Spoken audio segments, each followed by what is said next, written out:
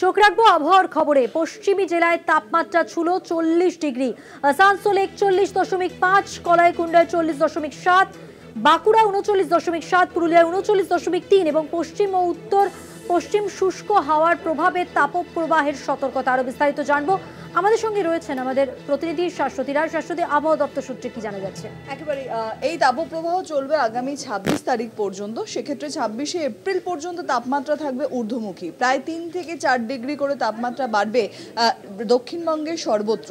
সেক্ষেত্রে ইতিমধ্যেই তাপমাত্রা ছুঁয়েছে 40-এর ঘর এবং আসানসোলে 41.5 এবং অপরদিকে কলাইকুণ্ডাতেও 40-এর ঘরে তাপমাত্রার পারদ। বাঁকুড়া, পুরুলিয়া, ঝাড়গ্রাম সহ একাধিক জেলাতে তাপমাত্রা কিন্তু স্বাভাবিকের থেকে প্রায় 3 থেকে 4 ডিগ্রি ইতিমধ্যেই বেড়ে গেছে।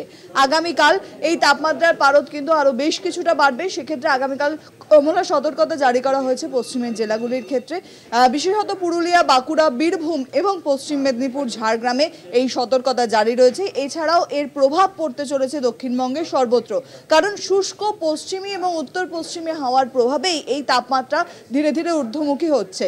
এখনো পর্যন্ত দক্ষিণবঙ্গে শনিবারের আগে কোনো রকম বৃষ্টির কোনো সতর্কতা নেই। স্থানীয় মেঘের সঞ্চার হয়ে কিছু জায়গায় রবিবার থেকে হালকা বা বিক্ষিপ্তভাবে বৃষ্টির সম্ভাবনার কথা জানাচ্ছে হাওয়া অফিস।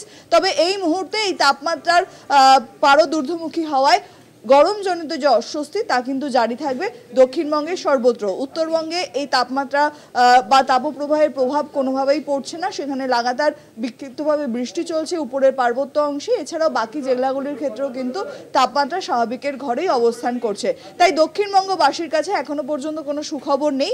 তাপমাত্রা ধীরে ধীরে আরও বেশ কিছুটা বাড়বে, অস্বস্তিজনিত যে কষ্ট গরমের তা কিন্তু বজায় থাকবে এবং কলকাতা সহ দক্ষিণবঙ্গের বাকি জেলাগুলিতেও তাপমাত্রা ধীরে ধীরে স্বাভাবিকের থেকে বেশ কিছুটা ঊর্ধ্বমুখী হবে বলেই জানাচ্ছে আলিপুর আবহাওয়া দপ্তর। অনেক ধন্যবাদ। কথা বললাম আমাদের প্রতিনিধি, নিউজরুম থেকে ছিলেন সরাসরি প্রতিনিধি শাশ্বতী রায়ের সঙ্গে।